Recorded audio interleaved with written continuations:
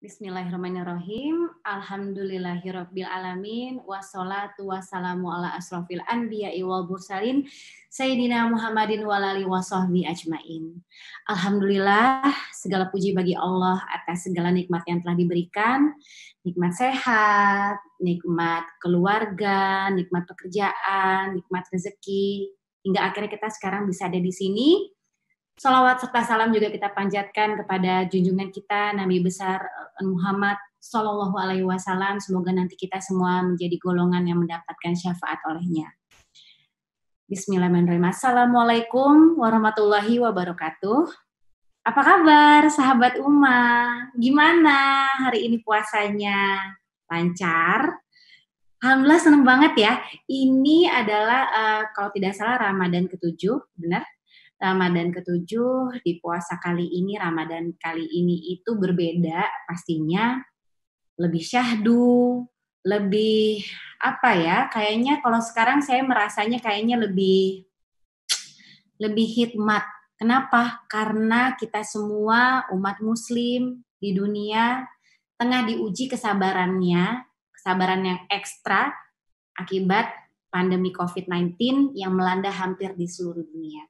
Untuk itu yuk kita manfaatkan nih bulan Ramadan kali ini untuk bermunajat, beribadah, berdoa sebanyak-banyaknya agar Allah senantiasa mengangkat wabah ini dan mengembalikan kondisi menjadi normal kembali.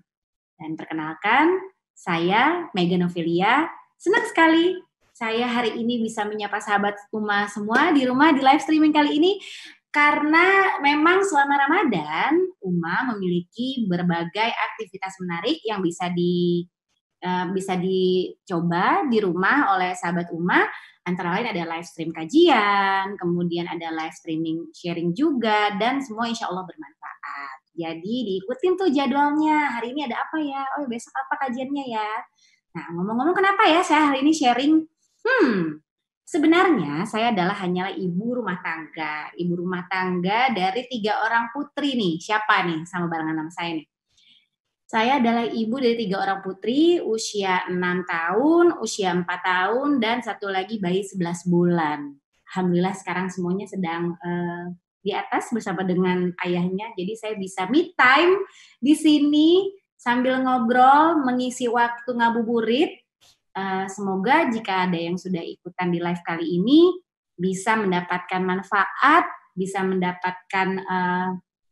mengisi waktunya dengan ya seperti ini yang bermanfaat agar mendapat pahala juga dalam puasa kali ini.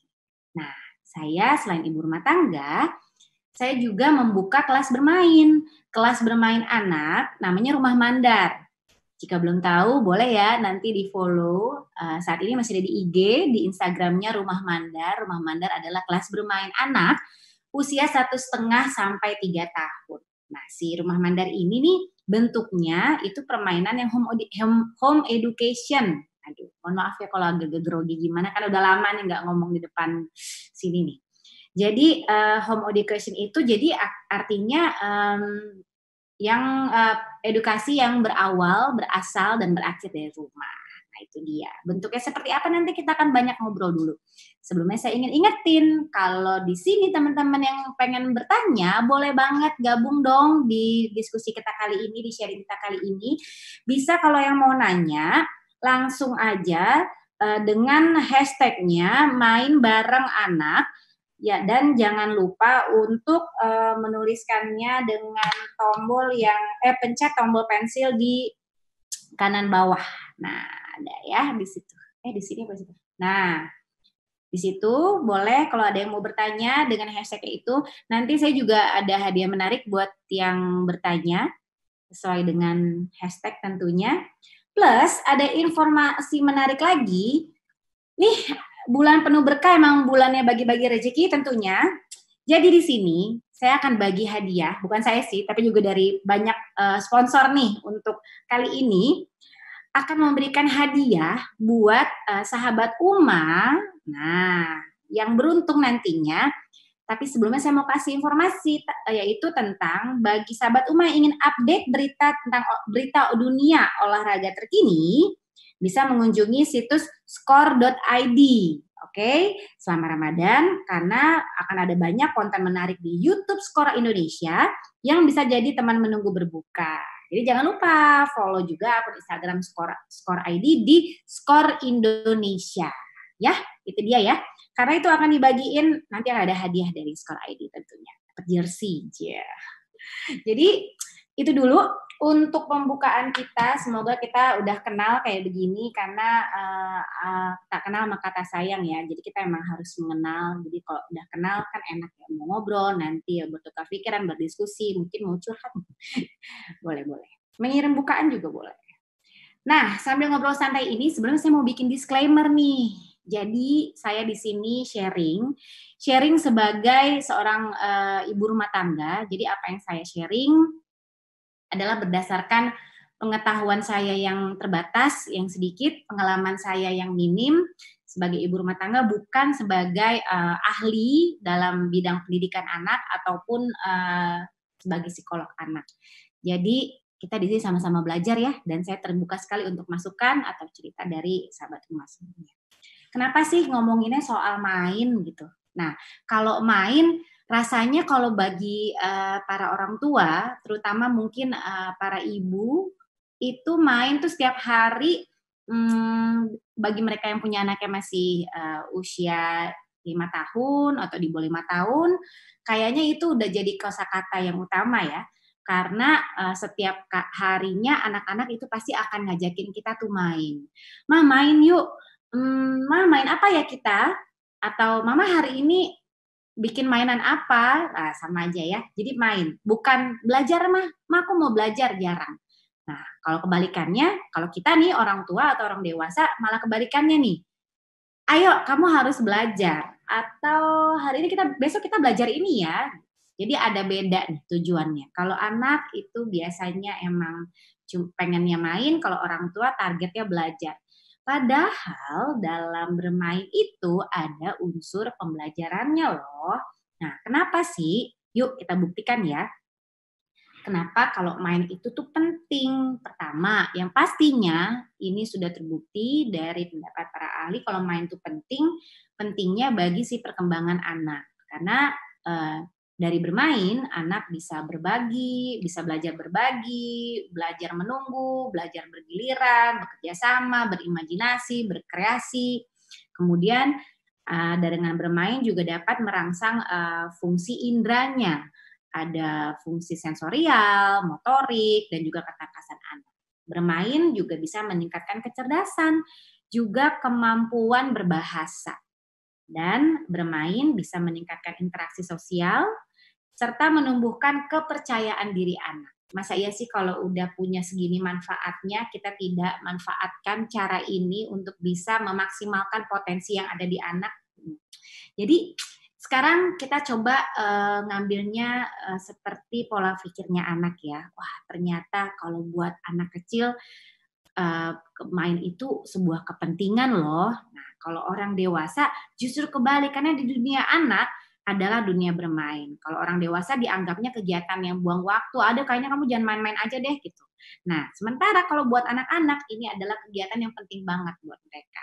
Nah, tapi perlu digarisbawahi bahwa setiap anak memiliki waktunya sendiri nih untuk berkembang. Jadi mungkin ada yang di usia tertentu sudah bisa memainkan sebuah permainan yang berpikir, tapi di sisi lain dia masih belum ahli atau lihainya di gerakan.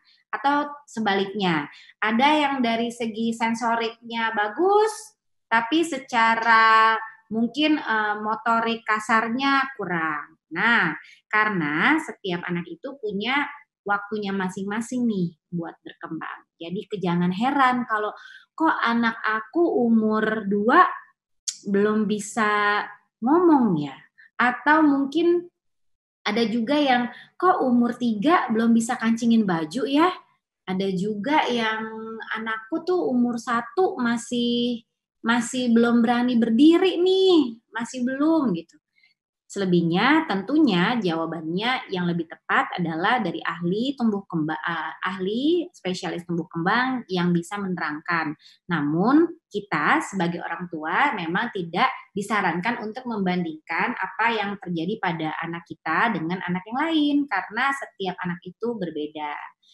Tapi yang pasti kita perlu untuk memantau milestone atau perkembangan dari si anak. Ya, karena kenapa? Karena nanti akan berpengaruh juga nih untuk menentukan permainan apa sih yang sebenarnya cocok untuk usia anak. Nah, kita ngobrolin ya kira-kira apa. Yang pasti di usia 1 sampai 5 tahun, kenapa si rumah mandar itu dibikin? Karena di usia tersebut anak tuh emang butuh banyak distimulasi gitu, butuh banyak dirangsang nih supaya nanti anaknya bisa lebih gape atau mungkin bisa memiliki kecerdasan practical life yang harus dia miliki di dunia luar atau udah dewasanya gitu. Nah, balik lagi soal stimulasi. Sering dengar ya tentunya stimulasi itu jadi untuk latihan dikasih stimulus gitu ya, karena kalau di stimulus ini banyak caranya, salah satunya kan biasanya dengan mainan ya. Ternyata kalau mau ngasih stimulasi itu nggak perlu pakai mainan yang mahal loh, kita juga bisa menggunakan mainan yang bisa kita bikin sendiri, jadi gratis. Lihat aja di rumah lagi ada apa, benda-benda di sekitar kita. Karena kebetulan kalau saya pribadi, saya memang jarang banget nih ngebeliin anak saya mainan, kecuali memang itu dibutuhkan atau memang sesekali atau reward buat anak. Tapi kalau selebihnya, saya lebih sering bikin sih, bebikinan. Memang saya ngerti banget, nggak semua orang tua atau ibu itu bisa memiliki waktu ya untuk bebikinan. Untuk itu, beberapa waktu lalu itu saat saya bikin rumah mandar, awalnya memang karena saya ingin sekali memfasilitasi para orang tua untuk bisa punya wadah memberikan aktivitas buat anak di rumah. Jadi awalnya saya bikin sendiri dulu buat anak-anak saya, terus saya fotoin, saya sharing kan, terus banyak yang komentar, itu lagi main apa? Kok seru banget sih? Boleh nggak sih ikutan main? Oke, boleh, silakan main ke rumah gitu. Kebetulan rumah mandar emang lokasi saat itu di rumah saya. Lalu setelah itu udah banyak yang merespon, kayaknya boleh juga nih dibikin kelas. Jadi akhirnya nggak taunya banyak yang berminat. Karena banyak ibu-ibu tuh yang nggak ada clue gitu, no clue, clueless lah. Ini gimana sih caranya buat berbikinan buat anak sendiri? Kalau ngelihat hasilnya kayak di sosial media atau ngeliat di Pinterest atau di mana gitu ya, itu kayaknya kok yang ibu ini tuh rajin banget. Aduh, saya tuh nggak serajin itu. Banyak deh pokoknya. Memang ya sosial media itu bisa dua sisi mata uang. Yang satu menguntungkan karena bisa jadi sumber informasi kita atau memperkaya hasanah pengetahuan kita. Satu sisi lain juga kadang bisa menyerang sisi psikologis kita ya. Jadi kalau bisa kita emang harus bijak nih untuk bersosial media dalam menyerap informasi. Kira-kira apa sih yang bermanfaat buat kita? Nah, terutama lagi bulan puasa kayak gini, jangan sampai ya pahala kita pindah ke orang lain cuma gara-gara sosial media. Balik lagi, jadi ngaruh banget nih untuk bebikinan itu. Karena seru, selain murah yang pasti, bahan-bahan kan ada di rumah. Kedua, ikatan sama anak itu akan jadi lebih kuat. Karena kan anak itu sebenarnya nggak butuh mainan. Anak itu butuhnya kita, orang tuanya buat nemenin dia main. Nah, itu dia tuh kalau anak ya. Dan yang ketiga itu bikin anak jadi terangsang nih untuk bereksplorasi, terus mengasah kekritisan dia, sampai akhirnya anak itu terbiasa sudah mandiri karena sudah percaya diri untuk bermain. Nah, buat yang udah langsung pesimis dengan anaknya bisa mengikuti arahan, misalnya kayaknya anakku tuh bukan tipe kayak gitu deh, dia tuh udah dibikinin mainan tapi nggak tertarik. Jangan kecewa. Karena balik lagi di awal bahwa setiap anak memiliki waktunya masing-masing. Jadi Jika kali ini nggak bisa, coba lagi di lain waktu. Kita nih orang tua nggak boleh menyerah nih buat ngajakin anak main. Dan lagi pula fitrahnya anak-anak adalah bermain. Pasti mereka akan berkelakar untuk, wah asik nih mamaku mau ngajakin main atau ibuku mau ngajakin main. Nah, jadi bentuk permainannya adalah dari benda-benda yang ada di rumah, sederhana, tapi akan menjadi seru buat si anak-anak ketika orang tuanya ikut bermain. Percaya atau enggak itu ngaruh banget loh. Kalau si orang tuanya ikutan main, mereka tuh kayak lebih semangat gitu. Misalnya aja kalau anak saya tanyain, "Kamu mau main apa hari ini?" Nanti dia akan coba ditanyain nih, "Gimana kalau kita main ini?" Karena sudah terbiasa, dia udah biasa dibikin mainan kan. Nah, kita sebagai orang tua cukup memfasilitasi, "Oh iya nih kayaknya, kita bisa sih eksekusi main ini nih," gitu. Tapi lihat, perlu bahan-bahannya apa aja ya.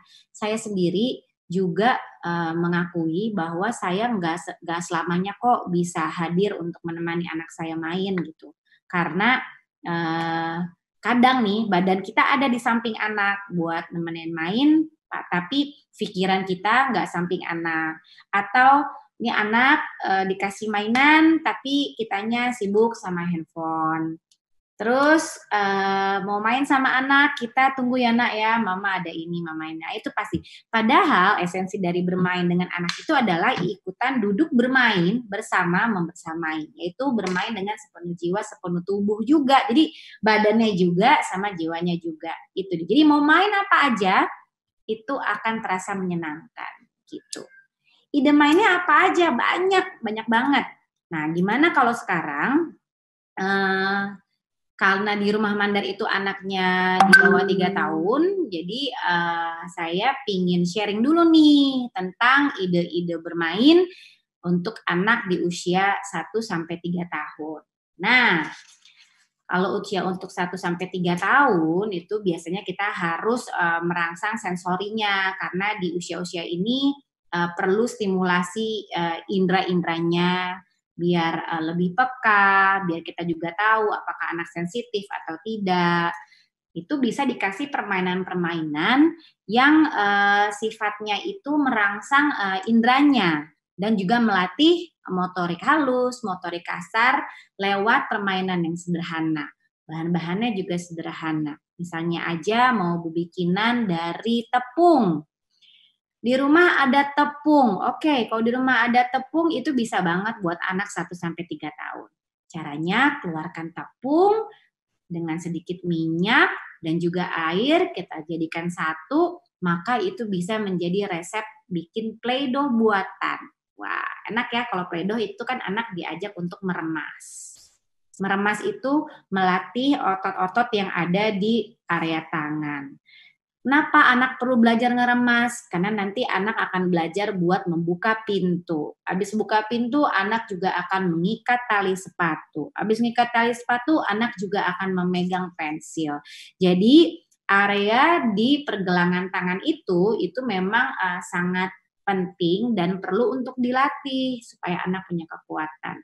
Nah, berikutnya kalau tadi tepung, kalau ditambahin tepungnya itu pakai tepung tapioka, terus kemudian kasih minyak, jadi deh tuh kan kayak slime-slime. Aduh, favorit anak-anak banget ya.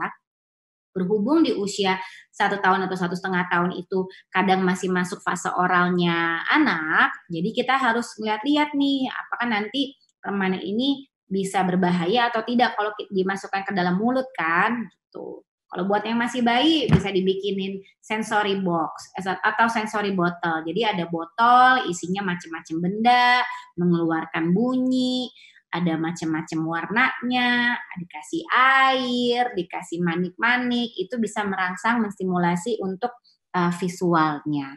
Kalau berikutnya bisa main beras warna-warni, lalu kita bisa masak mie atau kue tiaw yang warna-warni.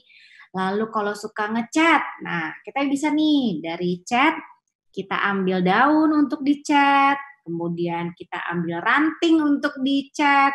Ranting, ngapain ranting? Oh ya ternyata ranting kalau buat anak itu rantingnya tuh itu menjadi kegiatan yang menyenangkan loh. siapa yang sangka anak tuh justru suka untuk mencet ranting karena mungkin bentuknya yang unik, ada tingkat kesulitannya. Dari situ orang tua juga bisa ngelihat, oh ternyata anakku kalau mau megang kuas begini ya. Nah, kita bisa betulkan karena nanti bisa mengarahkan dia untuk memegang bolpen atau pensil gitu. Ada juga yang melihat, oh ternyata anakku find out kalau lagi ngecat itu cenderung ke atas ke bawah atau menyapu. Nah, itu tuh bisa menjadi sarana bagi orang tua untuk melihat perkembangan anaknya atau putra-putrinya. Lalu paling gampang lagi masak telur, coba deh lagi masak telur, telurnya kasih nih ke si anak. Kalau udah selesai, suruh dia buka, ajak dia buka, minta dia untuk membukanya. Satu, satu, satu, satu. Sederhana ya kelihatannya, tapi tahu nggak? Ternyata dari kegiatan mengupas telur itu sudah menjadi latihan motorik halus. Karena si anak diajak, wah banyak banget manfaatnya. Anak diajak untuk bersabar, konsentrasi, kemudian dia satu persatu dia buka, melatih otot halus yang ada di jari tangannya, dan bahkan dia jadi tahu proses, ada sains sederhana, proses bagaimana sebuah telur yang awalnya mungkin cair isinya menjadi kebentuk padat. Nah, ini semua permainannya yang paling utama adalah kehadiran si orang tua atau pendamping untuk menjelaskan, kemudian untuk membuat itu lebih hidup. Jadi anak-anak selalu menginginkan waktu bermainnya gitu. Percayalah mereka itu tidak tahu kok kalau itu mainannya mahal atau tidak, mereka mungkin belum mengerti, belum paham, dan kalau sudah diberi mainan itu hanya akan dimainkan maksimal ya 5 sampai 6 kali, setelah itu mereka nggak main lagi. Kan rasanya daripada mubazir lebih baik kita bikin mainan sendiri, ada box bekas makanan, bekas sereal, lalu ada box-box botol minum mungkin. Nah, saya ada rekomendasi untuk melihat aktivitas para orang tua yang gemar membuat mainan untuk anak-anaknya. Bisa dilihat dari teman-teman saya yang suka berbikinan nih buat anak-anaknya. Antara lain memang masih di Instagram akunnya, bisa follow ke Instagramnya Mbak Clevi. Jadi namanya Clevi di Art Ganta. Lalu ada Mbak Stella Suciadi, lalu ada Ibu Raka Rai. Nah itu tuh hanya salah 3 dari para ibu-ibu yang Masya Allah benar-benar produktif banget gitu ya, yang serius komit karena 2 dari mereka memang menghomeschoolingkan anak-anaknya. Lalu untuk 1-3 tahun kita bisa bikin kotak-kotak sensory box yang isinya macam-macam nih. Ada yang bertekstur dari air mungkin, kemudian ada yang dari tanah, kemudian juga ada dari rumput, ada juga dari yang kasar, dan dari kapas. Kenapa? Buat apa? Oh, itu ternyata buat latihan anak-anak mengenali berbagai tekstur, tekstur halus, tekstur kasar, tekstur suhu yang dingin, suhu yang panas. Kenapa perlu? Supaya anak-anak jadi peka atas apa yang dia rasakan, karena penting banget kalau anak bisa membedakan karena mereka perlu untuk berkomunikasi. Nah, sambil mencoba permainannya, ajak anak untuk berbicara supaya anaknya terlatih bahasanya, semakin banyak artikulasinya, semakin jelas artikulasinya, dan juga anak bisa berbagi rasa yang dia lakukan gitu. Nah, itu dia.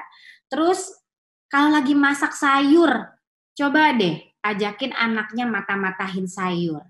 Kok bisa ya sayur tuh jadi mainan? Ya tentu bukan buat dibuat mainan ya, tapi melibatkan anak dalam memasak itu kaya sekali manfaatnya. Apalagi kayak sekarang lagi di rumah aja, siapa di sini makannya lebih dari 3 kali, ataupun anak-anak yang selalu menagih cemilan. Nah, itu dia bisa kita libatkan dia dari mulai ikutan memasak, kemudian menyiapkan bukaan kalau sekarang, membuat cemilan, mungkin kalau lagi masak sayur ajak anak untuk membantu untuk mengupas sayurnya atau memotong-motong wortel atau bahannya, tentu dengan alat-alat yang aman ya untuk si anak. Kemudian, apalagi kalau untuk 1-3 sebenarnya banyak sekali, yang pasti mereka harus banyak gerak.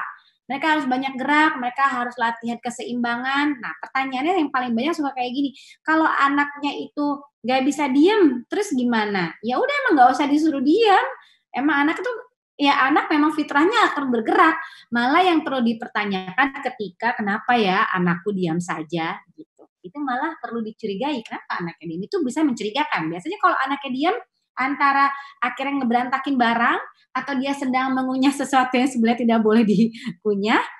Nah, kalau anak yang geraknya berlebihan gimana sih? Gak apa-apa, salurin aja, salurin kebutuhan dia akan geraknya.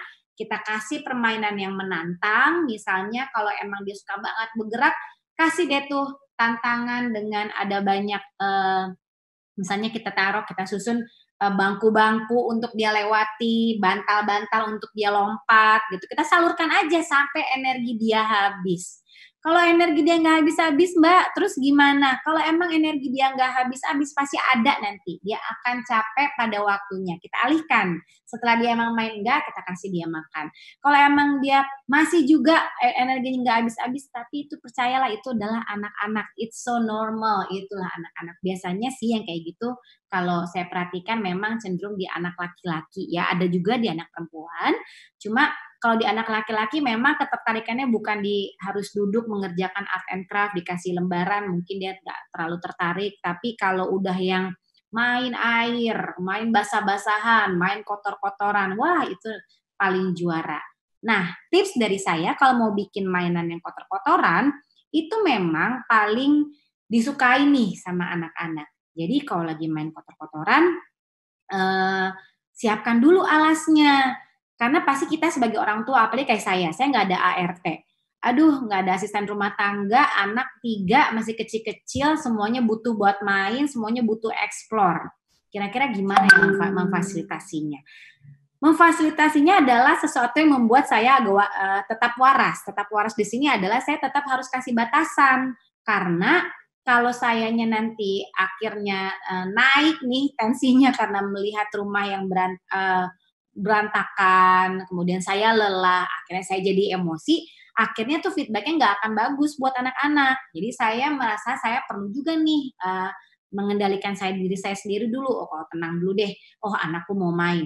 Oke, boleh main, tapi saya alasin dulu ya, pakai plastik, pakai koran, pakai karpet yang mungkin karpet main, supaya nanti saat membereskannya mudah. Kemudian ada juga yang kalau emang anaknya lagi suka gambar-gambar, kan suka di mana-mana ya gambar di mana-mana. Itu kalau di saya tetap boleh, tapi saya sediakan medianya. Boleh gambar tapi hanya di bagian sini, yang selainnya tidak gitu. Kita kan bebasnya bukan bebas tidak bertanggung jawab ya, karena anak juga harus tahu konsekuensi dari apa yang dia lakukan. Yang pasti selama permainan itu aman dan tidak merusak norma kesopanan, maka lanjutkan aja, namanya juga anak-anak ini masa yang sangat sebentar dan bermain adalah kebutuhannya mereka. Pokoknya ingat itu aja. Water balloon itu enak banget, anak paling suka main air. Main air, coba deh kalau disuruh mandi, kalau mandinya ada mainannya pasti akan lebih lama. Emang basah jelas, emang capek pasti, tapi anak bahagia, anak senang. Itu jauh akan lebih berharga dibandingkan kita udah kepusingan harus mengelap air yang basah atau air yang tumpah. Lalu gampangnya adalah kalau anak laki-laki mungkin sukanya main mobil-mobilan. Nah, mobil-mobilan ini kita bikin tugas yuk buat anak. Gimana sih caranya mobil-mobilannya? Kita bungkus dulu pakai tepung, kemudian kita bungkus lagi pakai aluminium foil. Terus kita minta anaknya buat ngebuka satu-satu. Setelah udah dibungkus, setelah dibuka, kita minta anaknya untuk mencuci mainannya. Kalau itu udah selesai mah, oke, cuci lagi yang mainan lain. Jadi akhirnya si anak ini terlatih untuk menjaga, sambil dikasih tahu kita harus menjaga mainan kita karena tidak semuanya punya mainan. mainan itu ada nilainya. Jadi harus sering diajak ngomong gitu. Jadi ajak anak buat tanggung jawab dengan apa yang dia miliki. Lalu ada juga permainan dengan bahan-bahan makanan kayak jelly, kayak agar, rice cracker, itu tuh tinggal kita taruh namanya invitation to play, jadi ajakan buat bermain. Sebenarnya anak-anak itu curious kalau mamahnya lagi ngapain gitu atau ibunya lagi ngapain. Kita letakkan di sebuah wadah, lalu mereka juga bakal deketin apaan tuh mah gitu. Oh iya nggak tahu nih. Nah tugas kita sebenarnya gampang, nggak usah nyuruh, tapi kita nyontohin aja. Kita nyontohin aja. Karena akan berbeda kalau kalau kita itu harus harus minta anak untuk melakukan sesuatu gitu. Itu beda. Tapi kalau anak dengan sendirinya, melihat orang tuanya lagi asik nih, wah itu langsung deh dia akan ikutan atau join sama kita. Nah, itu dia jadi intinya kita nih yang harus main. Kalau buat anak-anak usia 1 sampai 3 tahun yang diperhatikan adalah pendampingan selama bermain yang pasti, karena kan ada masa fase oral dia akan masukin ke tangan. Ide-ide bermain banyak sekali sekarang, bisa coba cari hashtagnya bermain di rumah, kemudian DIY mainan, kemudian tadi kalau udah orang-orang yang bisa diikutin ya untuk ide bermainnya, sekarang juga banyak sekali kelas-kelas bermain yang sering sharing. Nah, kalau di Rumah Mandar sengaja untuk setiap permainan kita memang dibuat agar para orang tua bisa melakukan kembali di rumah. Kemudian bahan-bahannya ada di rumah dan kita juga sudah taruh di highlight untuk setiap kelasnya. Jadi sahabat Uma di sini bisa melihat langsung seperti apa bentuk permainannya dan kira-kira kalau diulang lagi di rumah bisa diterapkan atau enggak. Itu dia. Kita naik dulu tadi ke 1,5 sampai 3 tahun, sekarang untuk yang usia 3 sampai 5 di atas 3 tahun ya, khususnya mungkin 3 sampai 5 tahun. Biasanya kalau udah umur 7 tahun itu permainannya udah pengennya yang lebih menantang. Nah, di usia 3 sampai 5 tahun itu usia anaknya itu udah bisa diajak ini nih berdiskusi, diajak bermain peran. Nah, bisa tuh kita ajakin mereka untuk misalnya nih udah main camping-campingan, kita ambil nih spray atau kita ambil bed cover, sarung, apapun kita bikin aja camping-campingan. Ceritanya kita lagi camping main tenda-tendaan. Nah, itu kan seru ya. Kita juga bisa dari camping-campingan jadi piknik-piknikan. Nah, itu juga ada videonya. Kira-kira aktivitas apa sih yang bisa dilakukan untuk anak usia 3 tahun ke atas? Kebanyakan memang yang bergerak, bikin capek, kasih tantangan, lompat 1 kaki, lompat 2 kaki, kemudian naik turun tangga, main perosotan. Nggak apa-apa, semua akan dengan sendirinya ada kreativitasnya, termasuk orang tua juga akan tiba-tiba akan teringat sekali memori masa kecil. Oh ya ini kayak sebenarnya emang menyenangkan. Karena sebenarnya kan enaknya bermain itu buat semua usia ya. Maksudnya kayak kita aja kalau kita lagi main ke taman hiburan mungkin saat ini setiap kali kita main wahana kita juga ikut merasakan sensasinya enak ya. Kayak wah emang enak ternyata main itu. Sama kayak anak-anak juga. Lalu kita bisa main role play, misalnya nih role play jadi penjual toko. Lalu kalau ada di rumah bisa jadi main jualan baju kayak lagi di mall. Buat anak perempuan bisa lomba fashion show, bisa berdagang sayur, bisa main salon-salonan. Tapi kalau anak perempuan ya suka main make-up-an gitu. Kalau anak laki-laki tentunya bisa main parkiran mobil, itu jelas. Kita bikin aja itu ada dari kardus, dari cardbox itu jalur-jalur parkir mobilnya. Bermain detektif, kasih ide untuk mencari sesuatu di rumah yang sudah disembunyikan, menjadi arkeolog mungkin dengan menemukan fosil, percobaan ilmiah sederhana dari batu es, bukan batu es, apa sih, dari biang es bisa banget. Kemudian ada salah satu akun di Instagram, ayahnya suka banget bermain sama anak-anaknya, kebetulan di sini anaknya laki-laki, jadi namanya The Dad's Lab. Itu isinya permainan seru-seru banget, khususnya buat anak laki-laki, tapi kita juga suka karena itu ada sains yang sederhana kita bisa ikutin. Lalu kemudian ada juga, oh iya tadi, memasak juga bisa buat mainannya, piknik-piknik di taman, terus bikin kostum dari koran, ada koran kita bikin kostum, bisa bikin topi, bisa bikin pedang pakai baju warrior, atau mungkin baju-baju yang lain dari koran. Dan kalau yang energinya banyak bisa diajakin olahraga. Coba deh ya, ajakin olahraga lompat-lompat tadi, jongkok, jangan jongkok, pokoknya semuanya kita salurkanlah energinya ya. Seperti di video tadi juga ada contoh-contoh untuk anak usia 3-5 tahun bisa lakukan di rumah, tapi perhatiin deh, semua itu jadi seru karena mainnya sama orang tuanya. Ada kan, mungkin di sini ada yang suka nonton film jadi kayak orang tuanya lagi berperan jadi kayak zombie-zombian atau dilempar sama anak-anaknya, itu kayak seru banget. Karena mereka tuh senengnya tuh main sama orang tuanya. Gak heran kan kalau lagi pulang, orang tua pulang, pasti yang dipengen tuh, ayo main, kan itu kebutuhannya mereka gitu ya. Next, apalagi ya? Sepertinya sih harusnya udah semua ya, 3-5 tahun udah. Nah, kita sekarang mulai ke coba ada nih yang bertanya tentang sekarang tuh nggak bisa lepas banget anak-anak dari namanya gadget.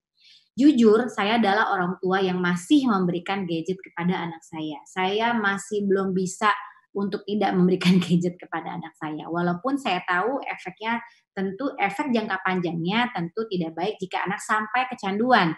Hanya saja saat ini gadget masih saya butuhkan, khususnya kalau untuk mengerjakan tugas dari sekolah.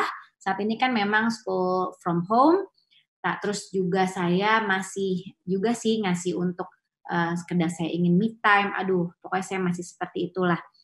Bagus sekali kalau bisa full menerapkan kedisiplinan kepada anak, karena memang harusnya pemberian gadget itu dalam pengawasan, diawasi, terus kemudian dibatasi dan dikasih juga screen time. Nah, gimana sih caranya kalau anak itu udah kecanduan? Kalau sampai tahap kecanduan, tentu kita harus bersikap tegas. Tegasnya apa? Karena jangan sampai kita sebagai orang tua merugi kalau anak-anak sudah kecanduan gadget. Jadi kita bisa ajakin nih bermain secara bersama-sama sama orang tua juga. Jadi kita jadi mainnya grup gitu kan, bermain grup, yuk main yang barengan kayak main monopoli atau mungkin main challenge. Bisa juga kita wujudkan deh, anak lagi suka main apa sih di gadget, yuk kita wujudin yuk ke dalam into reality-nya itu seperti apa sih. Karena setiap lagi anak sibuk dengan gadgetnya, orang tua harus ngawasin apakah tontonan anak saya itu sudah pas dengan usianya, amankah, tidak ada konten-konten yang membahayakan nanti untuk dirinya ke depannya juga. Jadi memang pemberian gadget pada anak itu harus secara bijak dan didampingi oleh orang tua gitu.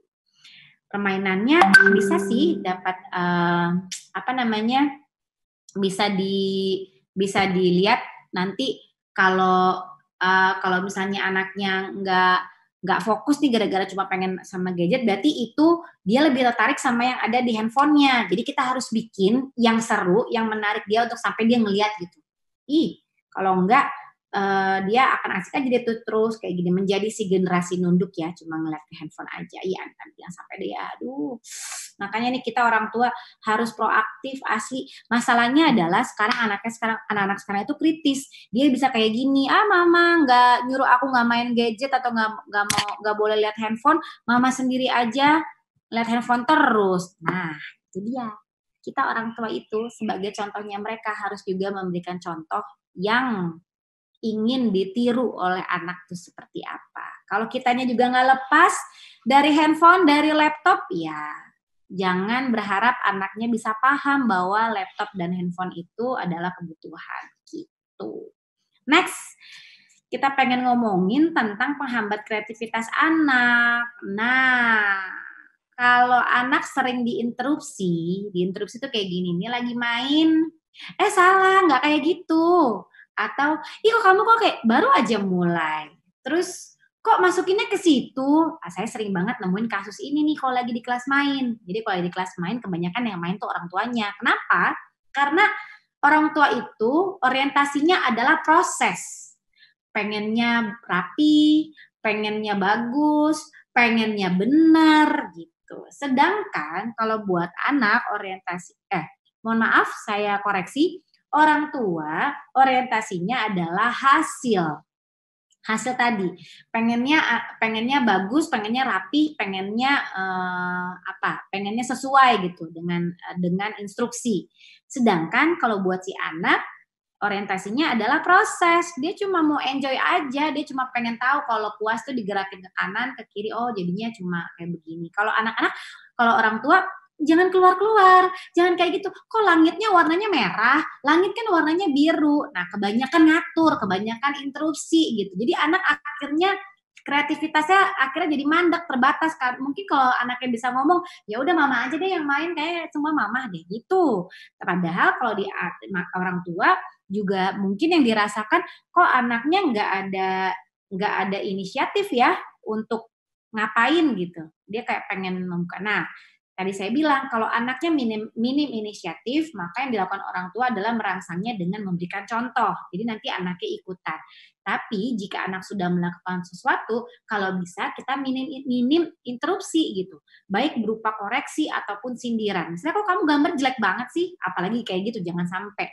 Atau kalau enggak mengkoreksi, bukan kayak gitu nak. Nah, jadi sebelum kita koreksi, kita tunggu aja apa sih kira-kira yang akan dikerjakan oleh anak, karena biasanya anak itu juga akan menemui sendiri kok kalau dia kena masalah, bukan masalah, cuma misalnya ada kendala dengan dirinya, dia juga akan stop sendiri gitu. Oh oke. Nah kalau dia butuh bantuan, dia akan ngomong, mama ini kenapa ya kok nggak bisa? Oke, mama bantu ya. Bantu bukan mengerjakan, bukan menyelesaikan yang sedang dia kerjakan, tapi memberikan arahan. Coba kalau kamu pindahkan yang tangan kiri ke tangan kanan, atau kalau enggak garisnya kamu tarik. Bukan melakukan buat anak. Umumnya yang sering terjadi, orang tua melakukannya buat anak. Ketika anak nggak bisa pasang tali sepatu, kita yang pakein. Ketika anak nggak bisa ngebuka tutup botol, kita yang bukain. Pakein baju, kita yang mempakein, kita yang kancingin. Nyelesain gambar, aku nggak bisa mah, kita yang ngelakuin. Kalau seperti itu, jujur saja, bukan hanya kreativitas anak yang akan terbatas, tapi kita juga sebenarnya tega sama anak. Tega kenapa? Karena kita tega nggak menyiapkan anak untuk bisa memiliki life skill.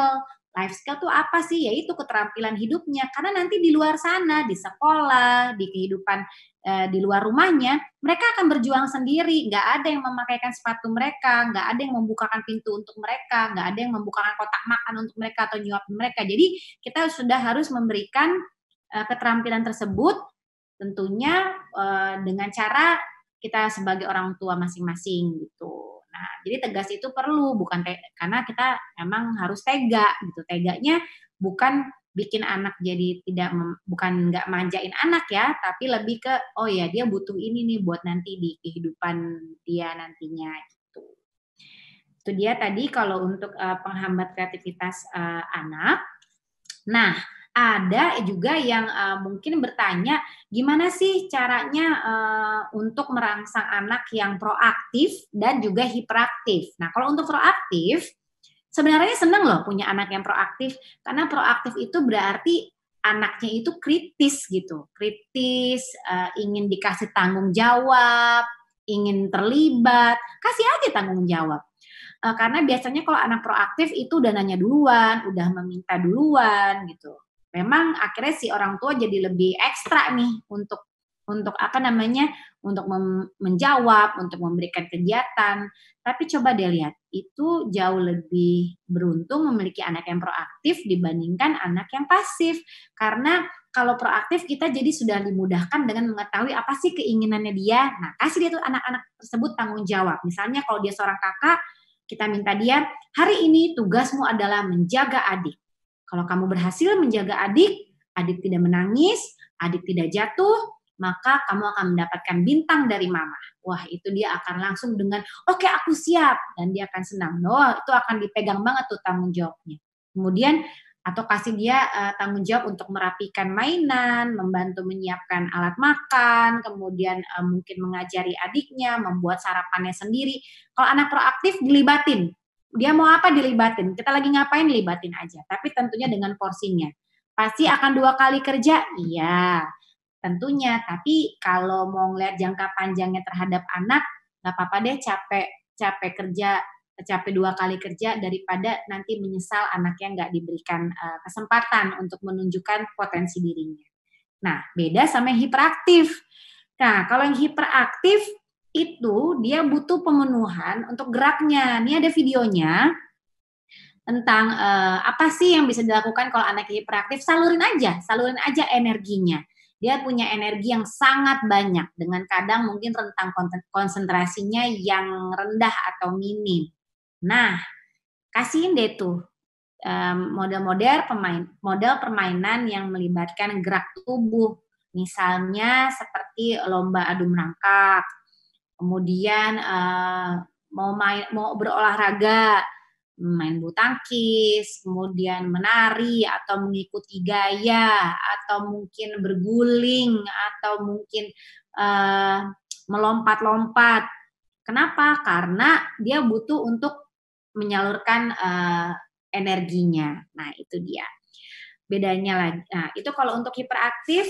Nah, berikutnya kalau di sini sahabat Uma ada yang memasukkan anaknya, gimana kalau dengan pendidikan anak usia dini ya, gitu. Itu salah nggak sih kalau kita ke situ, atau justru itu sebenarnya salah satu solusi untuk memberikan waktu bermain yang berkualitas karena ada belajarnya. Oh ya benar gitu. Kalau menurut saya materi PAUD memang diarahkan untuk bermain. PAUD atau pendidikan anak usia dini memang diarahkan untuk bermain sambil belajar. Jadi kalau mau lihat PAUD, lihat dulu, cari yang banyak jam mainnya dibandingkan jam belajarnya. Oh, berarti memang si PAUD ini memenuhi kebutuhan fitrah anak nih. Oh ya, banyakan mainnya kok daripada belajarnya. Kalau belajar nanti dulu deh gitu. Karena kita itu yang paling penting adalah bermain kan. Nah, di sini karena kan tidak semua orang memiliki privilege atau kesempatan, setiap orang tua punya kesempatan untuk bisa membersamai anaknya 24 jam. Ada orang tua yang bekerja mungkin, jadi baru bisa ketemu anaknya saat malam.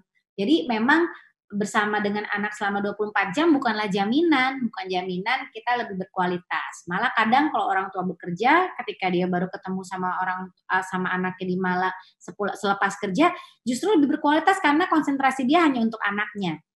Bahkan IRT yang ibu rumah tangga yang sepanjang hari membersamai anak juga belum tentu kok hadir beneran untuk anaknya, karena kan dia banyak yang harus dia pikirkan, lagi merapikan piring, dia lagi memasak gitu. Jadi nggak jaminan, banyaknya tidak jaminan, tapi yang penting adalah kualitasnya gitu. Oke. Nah, itu tadi kalau untuk materinya kayaknya sudah cukup.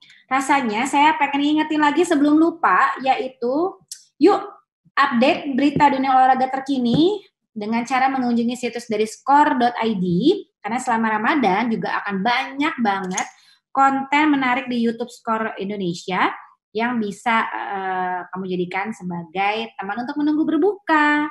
Jangan lupa juga follow akun Instagram Skor di @skorindonesia.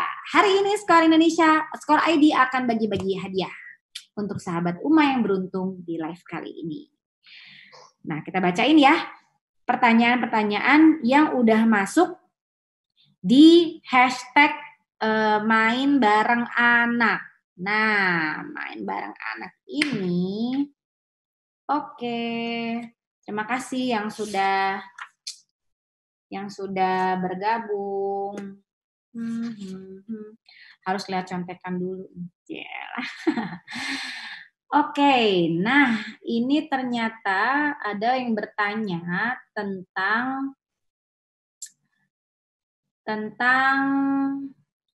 mengajak anak belajar dan bermain bagi anak berkebutuhan khusus. Anak berkebutuhan khusus itu adalah anak yang unik dan spesial, sama sih seperti anak lainnya. Nah, saat mendampingi anak bermain, itu kan butuh kesabaran. Jadi, kalau untuk anak berkebutuhan khusus, kesabarannya dikali 2, dilebih-lebihin. Terutama misalnya seperti anak yang Down syndrome, autis, hiperaktif, dan sebagainya, Semua porsi kesabaran, ketahanan, konsistensi itu semuanya porsinya harus lebih ekstra. Nah, bentuk permainannya pun juga harus dimodifikasi sesuai dengan pemahaman si anak tersebut. Lebih jelasnya, tentu perlu arahan dari spesialis tumbuh kembang. Berikutnya, kita lihat lagi. Dari akun namanya ini Putri Febalia. Putri Febalia ya. Putri Febalia, hai, halo, terima kasih sudah bertanya. Pertanyaannya bagus sekali.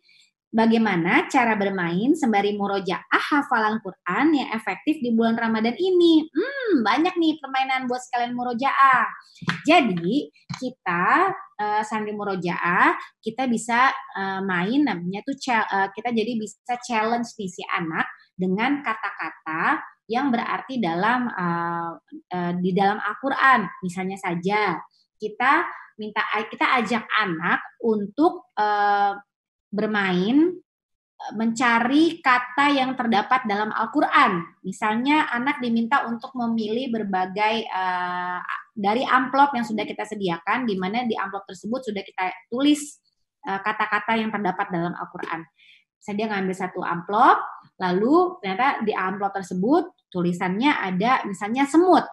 Nah, ajak anak untuk mencari kira-kira surat apa ya yang bercerita atau ada kata semutnya. Anak akan mencarinya lewat di Al-Quran. Lalu dia cari semut, kan ada indeksnya ya. Wah semut ada di Quran surat An-Nahl. Oh ya kita cari di An-Nahl. Oh ternyata ada yang Quran yang menyatakan tentang semut beriring. Lalu dia berlomba duluan kepada orang tuanya untuk menyampaikan, aku tahu di Quran surat An-Nahl ada tentang semut beriring. Nah, lanjut lagi. Itu dia. Kemudian kita juga bisa main banyak-banyakan hafalan surat. Jadi caranya adalah kita bergiliran, bisa dengan spidol misalnya.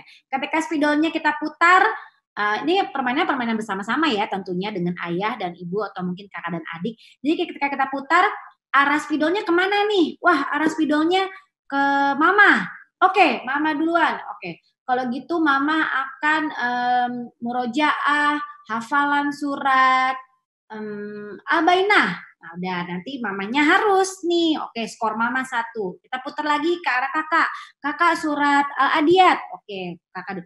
Nanti banyak-banyakan skornya maka dialah pemenangnya gitu. Itu aja. Nah, satunya lagi adalah bagaimana cara dari akunnya Tenanglah Hati. Gimana cara yang tepat untuk memberitahu anak-anak yang berlari-larian ketika sedang melaksanakan sholat tarawih. Nah, dia. Kalau itu, karena fitrah anak kan adalah main. Tentunya kita tidak bisa menghilangkan fitrah tersebut.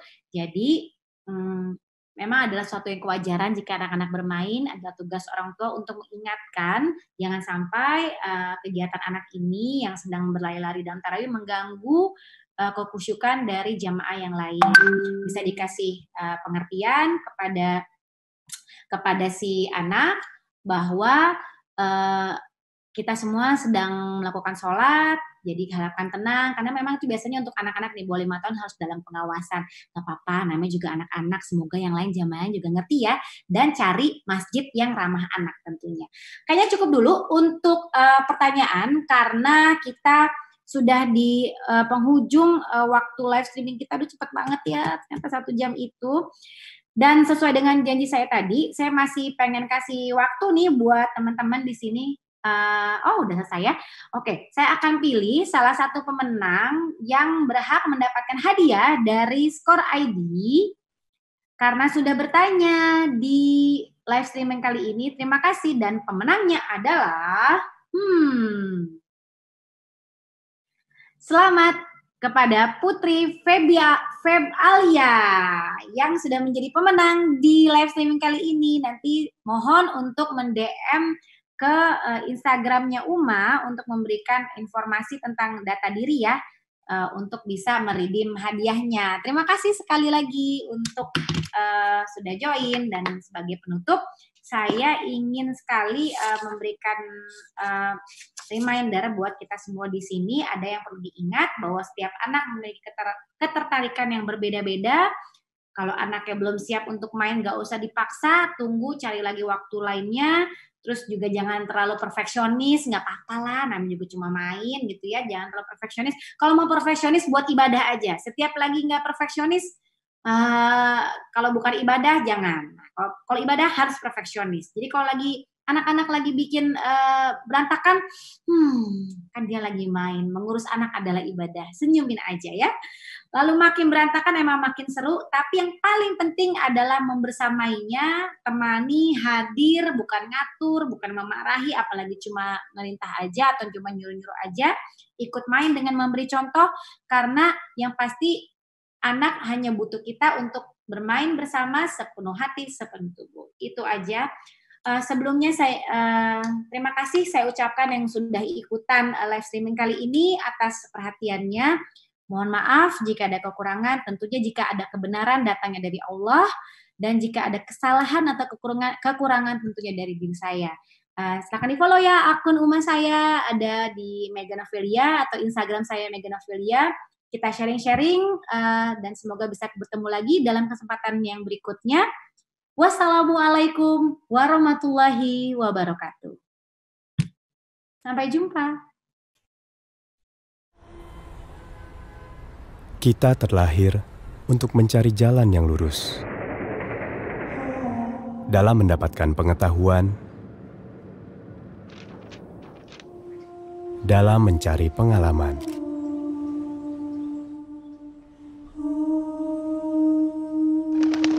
dan dalam mengemban amanah untuk menjadi manusia yang lebih baik.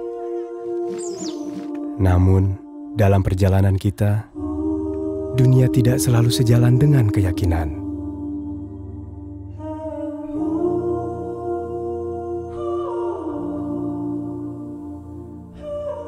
Zaman mendatangkan beragam pilihan. Namun yang baik untuk kita tidak selalu jelas di depan mata. Karena itu, Uma hadir untuk kita sebagai penunjuk arah yang insya Allah memberi pencerahan, dan sebagai sahabat yang insya Allah senantiasa mengingatkan.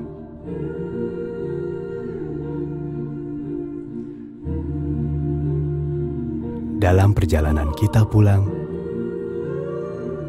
menuju jannah, Uma, teman ibadahmu.